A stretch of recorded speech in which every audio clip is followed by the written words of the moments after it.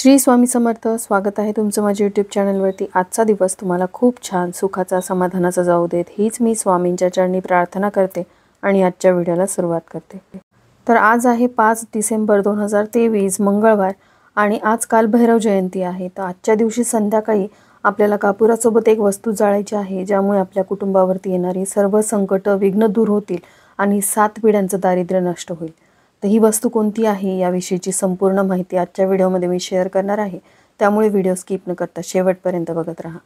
तर बघा, कालभैरव जयंती ही दरवर्षी कार्तिक महिन्यातील कृष्ण पक्षातल्या अष्टमी तिथीला साजरी केली जाते. शिवभक्तांसाठी हा दिवस अत्यंत महत्त्वाचा मानला गेलेला आहे आणि कालभैरव जे आहे ते साक्षात महादेवांचा अवतार मानले जातात. त्यामुळे या दिवसाला अनन्यसाधारण असं महत्त्व आहे. तर बघा, कालभैरवांच्या मूर्तीची स्थापना आपण देव्हाऱ्यामध्ये करू शकत नाही, पण आपल्या देव्हाऱ्यामध्ये असलेल्या महादेवांची सेवा उपासना आपण आजच्या दिवशी करू शकतो. ज्यांना शक्य आहे त्यांनी आसपास असलेल्या कालभैरवाच्या मंदिरामध्ये जावं, तिथे जाऊन मोहरीच्या तेलाचा दिवा प्रज्वलित करावा, कालभैरवांना निळी फुलं अर्पण करावीत आणि तिथे बसून त्यांची उच्च कोटीची सेवा म्हणजे कालभैरवाष्टकाचं पठण करावं. आता ज्यांच्या घराच्या आसपास एखादं मंदिर नसेल त्यांनी घरच्या घरी सुद्धा कालभैरवांची सेवा करून वर्षभर त्यांची कृपादृष्टी आपल्या घरावरती राहावी, आपल्या कुटुंबाभोवती त्यांचं संरक्षण कवच तयार व्हावं यासाठी सेवा करायची असते, ज्यामध्ये कालभैरवाष्टकचं पठण आपल्याला आज संध्याकाळी 11 वेळा करायचं आहे. तसं आपल्या रोजच्या नित्यसेवेमध्ये जर कालभैरवाष्टक तुम्ही नित्यनियमाने पठण केलं तर तुमच्या घरामध्ये काहीही संकट अडचणी येणार नाहीत. घरामध्ये असलेली नकारात्मकता, वास्तुदोष दूर होतील, एवढी ही प्रभावी सेवा आहे. तर बघा, कालभैरव जे आहेत ते भगवान शंकरांचा अवतार आहेत. ब्रह्मदेवाला जेव्हा सृष्टीची निर्मिती केल्याचा प्रचंड अहंकार झाला होता, तेव्हा जे रूप महादेवांनी धारण केलं होतं ते म्हणजे कालभैरवाचं. तर बघा, कालभैरव रूपाची जी कोणी सेवा उपासना करेल त्यांच्या कुटुंबावरती कोणत्याही प्रकारचं वाईट संकट येत नाही.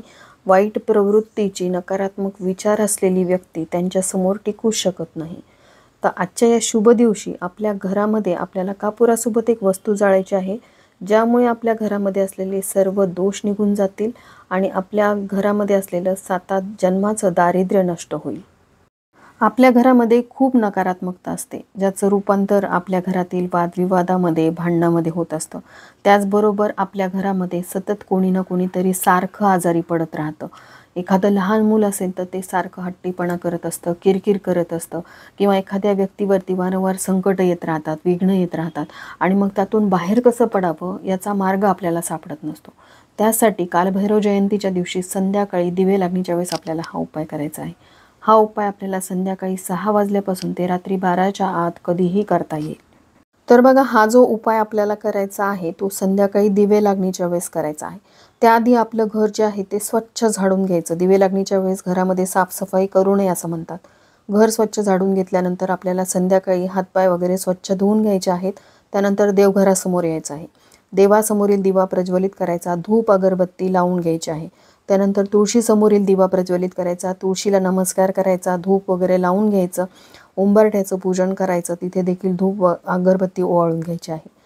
ही सेवा करून झाल्यानंतर मग आपल्याला देवघरासमोर परत यायचं आहे. आपल्या देवघरामध्ये जर भीमसेनी कापराच्या वड्या असतील तर त्या 7 कापराच्या वड्या आपल्याला घ्यायच्या आहेत. भीमसेनी कापराच्याच वड्या या उपायासाठी वापरायच्या. तुमच्याकडे नसतील तर तुम्ही त्या घेऊन या. साध्या कापराच्या वड्यांमुळे आपल्या घरामध्ये कोणताही फरक जाणवत नाही, कारण त्यामध्ये प्लास्टिकचं प्रमाण हे जास्त असतं. आता ह्या 7 भीमसेनी कापराच्या वड्या आपल्याला शुद्ध गाईच्या तुपामध्ये भिजत ठेवायच्या आहेत. शुद्ध गाईचं तूप नसेल, म्हशीचं तूप असेल हरकत नाही, त्यामध्ये चिमूटभर हळद तुम्हाला टाकायची आहे. आता या उपायासाठी तुम्हाला तूप हे लागणारच आहे. तूप तुमच्या घरात नसेल तर तुम्ही ते विकत आणा. आता ह्या भीमसेनी कापराच्या वड्या जोपर्यंत भिजत ठेवलेल्या आहेत तोपर्यंत आपल्याला एक उपाय करायचा आहे. त्यासाठी आपल्याला 2 लवंगा घ्यायच्या आहेत फूल असलेल्या, त्यानंतर 2 अख्ख्या वेलची घ्यायच्या आहेत, वेलदोडे किंवा विलायची ज्याला म्हणतो ते घ्यायचे आहेत, आणि आपल्याला चिमूटभर काळे तीळ घ्यायचे आहेत आणि चिमूटभर आपल्याला पिवळी मोहरी घ्यायची आहे. या 4 वस्तू आपल्याला हातामध्ये घ्यायच्या आहेत. तर बघा, आता त्यानंतर एखादी आजारी व्यक्ती घरात असेल, तिचा आजारपण दूर होण्यासाठी, किंवा एखादं छोटं मूल असेल तर ते किरकिर करत असेल, हट्टीपणा करत असेल, किंवा मोठी मुलं असतील ती घरातल्यांचं ऐकत नसतील, तुमचे पती असतील व्यसनाधीन झालेले असतील, तुमचं ऐकत नसतील, घरातल्यांचं ऐकत नसतील, तर अशा लोकांवरून ह्या वस्तू ज्या आहेत 3 वेळा उतरून घ्यायच्या आहेत. आता 2 वेगवेगळ्या व्यक्तींवरून तुम्हाला हा उपाय करायचा आहे, तर वेगवेगळ्या वस्तू घ्यायच्या. म्हणजे 2 वेगळ्या लवंगा, 2 वेगळ्या वेलची, थोडीशी पिवळी मोहरी आणि थोडीशी तुम्हाला काळे तीळ घ्यायचे आणि त्यानंतर वेगवेगळ्या ह्या वस्तू प्रत्येकावरून उतरून घ्यायच्या आहेत. आता उतरून घेतल्यानंतर ह्या एका वाटीमध्ये तुम्हाला घ्यायच्या आहेत.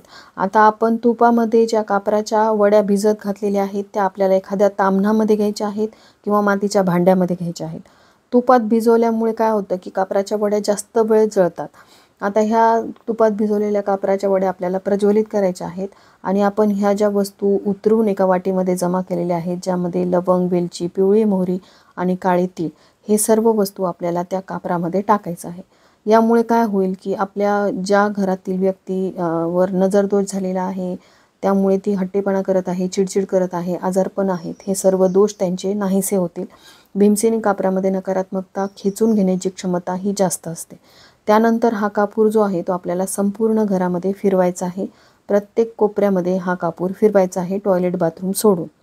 घराच्या मुख्य प्रवेशद्वाराबाहेर आल्यानंतर मग आपल्याला हे ताम्हण आपण ज्यावेळेस घरातून आत येतो त्यावेळेसची आपली उजवी बाजू तिथे आपल्याला हे ताम्हण ठेवायचं आहे. जोपर्यंत कापूर जळत आहे तोपर्यंत आपल्याला घराचं मुख्य प्रवेशद्वार हे उघडं ठेवायचं आहे.